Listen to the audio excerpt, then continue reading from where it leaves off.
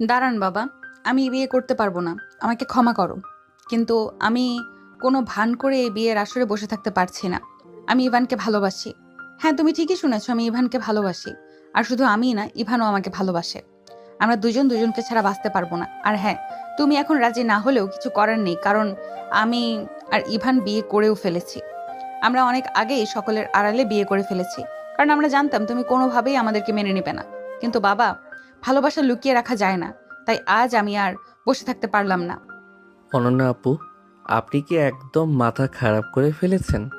কী সব আজে বাজে কথা বলছেন? আমি কখন বলেছি আমি আপনাকে ভালোবাসি আর আমাদের বিয়ে হয়েছে? এটা আবার কোথা থেকে বানিয়ে আনলেন? আমি তো এমন কোনো কথা কখনোই বলিনি।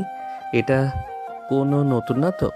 তুই ছেলে মানুষ, তোর কথা শুনে এমন মনে হচ্ছে যেন তুই কিছুই জানিস না। আমি মেয়ে মানুষ হয়ে এত লোকের সামনে দাঁড়িয়ে এসব বলতে লজ্জা পাচ্ছি না। তুই আবার কোন সাহসে অস্বীকার করছিস? তুই তো বলেছিলি যে কোনো বিপদে আমরা একসাথে লড়বো, আমাকে কোনো দিন একা ফেলে যাবি না। আজকে সামান্য ঝামেলা হতেই তুই পিছিয়ে যাচ্ছিস। কুত্তা, আমরা একে অপরকে ভালোবাসি, আর তুই এখন অস্বীকার করছিস? দেখুন, একদম বাজে কথা বলবেন না আপু। আমি আপনাকে সিনিয়র হিসেবে ভীষণ সম্মান করি। আপনাকে আমার বড় আপুর মতো দেখি। আপনি জানেন সেটা।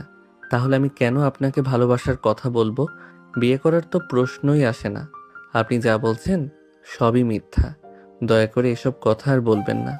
এত লোকের সামনে আমাকে অস্বস্তিতে ফেলছেন কেন? অবিশ্বাস্য ইভান, এত সহজে তুমি আমাদের সম্পর্কের কথা ভুলে গেলে? আজকে এখানে দাঁড়িয়ে তুই জোর গলায় বলছিস কিছুই হয়নি। এইটুকু বিপদ দেখেই তুই পিছিয়ে যাচ্ছিস। আমি কখনো ভাবতেও পারিনি তুই এমন কাপুরুষ হতে পারিস। বাবা, তুমি বিশ্বাস করো, আমাদের বিয়ে হয়েছে। ইভান এখন ভয় পাচ্ছে, আর তাই সব অস্বীকার করছে। ওনার কথাগুলো শুনে মনে হচ্ছিল পুরো ঘরে একসাথে কয়েকটা বজ্রপাত হলো। সবাই স্তব্ধ। ইভানের মুখে কথা যেন আটকে গেছে। তার বাবা মাকে সামনে পেয়ে সে আরো ভয়ে জমে গেছে। আর অনন্যার বাবা মা তো একদম বাকরুদ্ধ। কাজী সাহেবের মুখে কোনো কথা নেই। অনন্যার বাবা মা কখনোই ভাবেননি তাদের মেয়ের মুখে এমন কথা শুনতে হবে। ঠিক তখনই যার সাথে অনন্যার বিয়ে হওয়ার কথা ছিল, রবিন সে রেগে আগুন হয়ে ওঠে। অনন্যা, অনেকক্ষণ ধরে তোমার সব নাটক চুপচাপ দেখলাম। তুমি কি বিয়েটা ছোট বাচ্চাদের খেলা ভেবেছো? জীবনের সবচেয়ে গুরুত্বপূর্ণ ব্যাপার নিয়ে তুমি এমন অবহেলার মতো আচরণ করতে পারলে?